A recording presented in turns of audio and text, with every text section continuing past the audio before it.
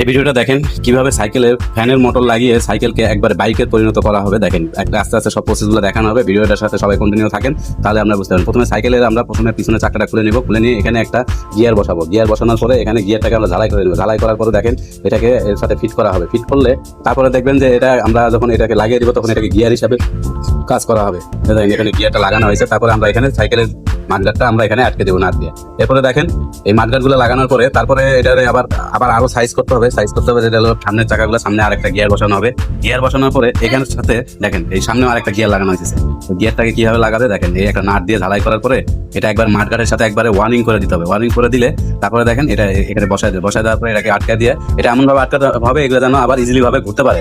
ঠিক আছে, তাই এটাকে আবার ওর উপরে আবার একবারে মাঠগাটের সাথে আটকে দিলাম। আটকে দেওয়ার পরে এরপরে এটাকে একটা মোটর অ্যাড করতে হবে। এরপরে দেখেন এই যে এই ফ্যানের এই মোটরগুলো খুলবো। এই ফ্যানটা একটা টেবিল ফ্যানের মোটরটা কেটে নিয়ে সব পার্ট বাই পার্ট সবকিছু আলাদা করা হবে। আলাদা করার পরে এরপরে দেখেন এটাকে একবারে মোটরটা টোটালি সম্পূর্ণ আলাদা করার পরে এই সাইকেলের সাথে এই মোটরটা ফিট করতে হবে। ফিট করতে হলে কি করতে হবে সবগুলা প্রসেসই আমরা করবো। আপনারা ভিডিওর সাথে কন্টিনিউ থাকেন, তাহলে আপনাদেরকে দেখতে পারবেন আপনারা কিভাবে এই কাজগুলো আপনারা একটা মিস্ত্রির সাহায্যে আপনারা এই কাজগুলো করতে পারেন ওয়ারিং এর মাধ্যমে। দেখেন এখানে এই নাটগুলো সবগুলো কেটে নেব পরিমাণ মতো কতটুকু লাগবে। তারপরে এখানে আরেকটা বড় বিয়ারিং সেট করবো। বিয়ারিং সেট করার পরে তারপরে দেখেন এটাকে পরিষ্কার করে নিল। পরিষ্কার করার পরে এটাকে খুলবো। খুলে এরপরে আবার এটার সাথে একটা ওই মাটাম লাগায় বলতে হবে, এটাকে হোল করা হবে। এই হোল করার পরে দেখেন এটাকে হোল করা হচ্ছে। হোল করার পরে এই ভিডিওটা মাত্র এটা হলো প্রথম পার্ট। এর পরবর্তী পার্ট দেখতে গেলে আপনারা আবার আমাদের ভিডিওর সাথে থাকেন।